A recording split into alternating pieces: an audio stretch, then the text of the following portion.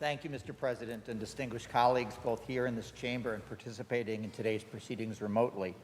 I rise to explain my vote on Senate Bill S-2574C, which would establish an Office of Special Investigation in the Office of the New York State Attorney General, empowered to conduct an investigation when someone dies as a result of an act or omission of a police officer, and to prosecute such cases when the evidence warrants it.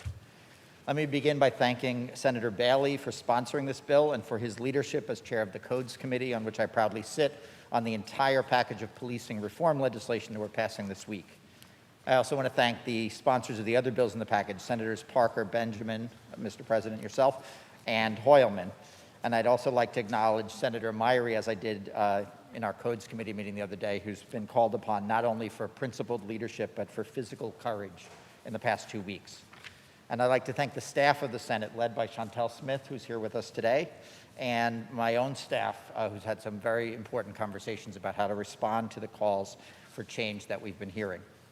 Finally, of course, I'd like to thank the hundreds of and thousands of New Yorkers who've protested peacefully and resolutely, and those who have contacted our offices to express their strong support for all the bills we're passing this week, and to express their broader commitment to promoting justice and bringing about the profoundly important changes that we need to make if our state and our country are going to live up to our highest ideals.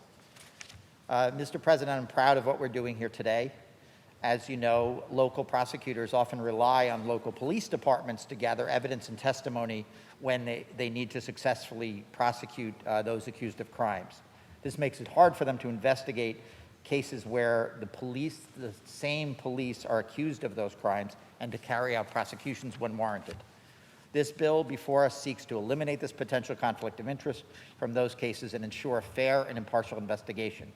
Recent incidents illustrate why this legislation is so important.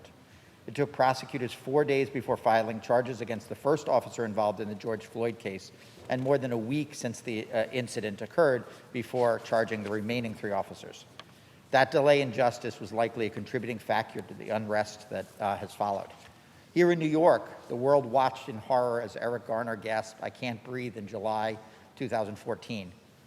But despite the New York City medical examiner ruling the death a homicide, it wasn't until late August that the local prosecutor convened a grand jury.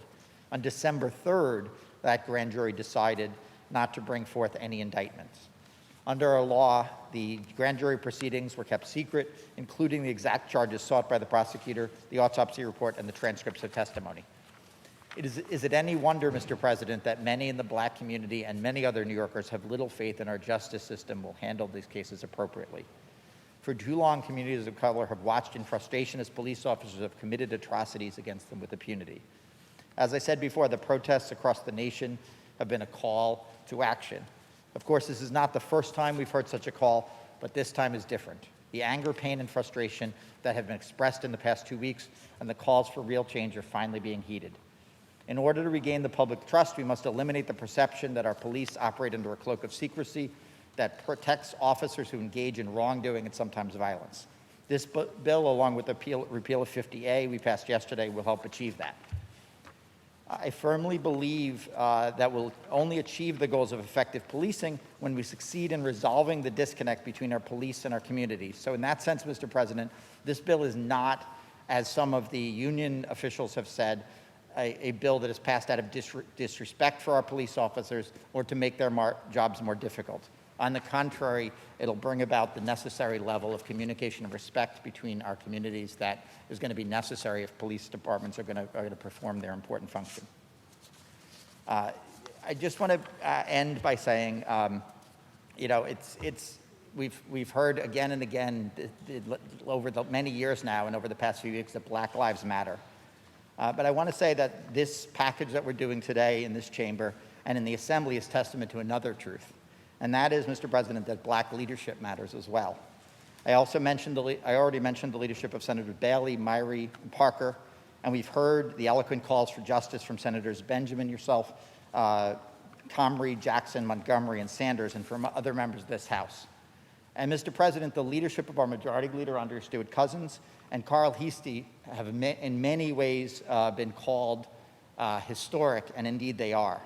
But the significance of their leadership and of the diversity of the majority conference of both houses has never been more apparent than it is in the decisive action we're taking this week. With that, Mr. President, I vote aye.